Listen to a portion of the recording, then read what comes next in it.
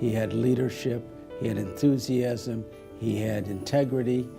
Throughout his whole life, he was active in community and industry associations, both at the local, the national, and the state level.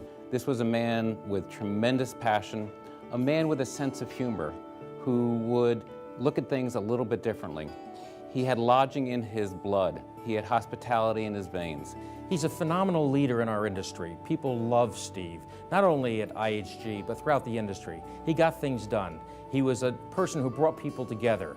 He had an agenda that wasn't about Steve, but it was about the industry.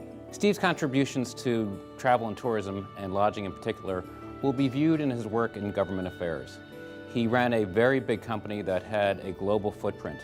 But when it came to his view of our country, the possibilities of a strong industry, he was passionate about tying us together, about bringing together the once thought of disparate entities of travel and tourism.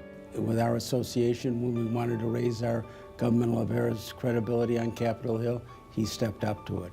When the Travel Industry Association was looking for a volunteer to increase their profile within the industry, Steve was there for him.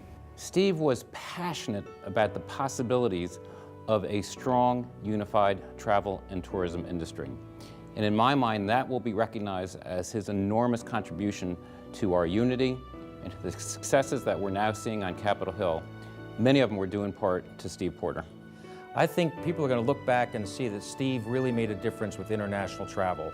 All his efforts to bring the industry together, to get Congress to understand how important international travel is and remove the barriers, that's going to be his legacy.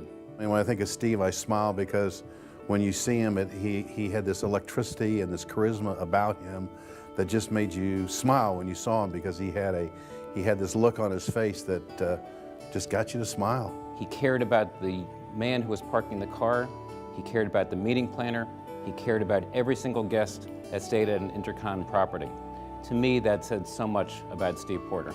He would describe himself as not someone who got things done all the time, but got other people to see his vision, sign on to his vision, and then to do what needed to be done. You see one part of Steve that everyone knows, but very few people know that he's quite an entertainer. He loves karaoke, and I can't tell you the number of times that he's sang My Way at events, industry events, but for his colleagues at Intercontinental. Steve was a ham. He would have been really happy to have his peers and people in the industry honor him for his successes, and partly because he would have first said he didn't deserve it, but I think he loved to receive recognition like we all do. Steve would be very impressed with this honor, but he'd really accept it with humility. He was not a I guy. He was a man of principle and somebody that would really accept this with humility. The fact that he cared about the different constituencies that we all worry about, our guests, our coworkers, and the community.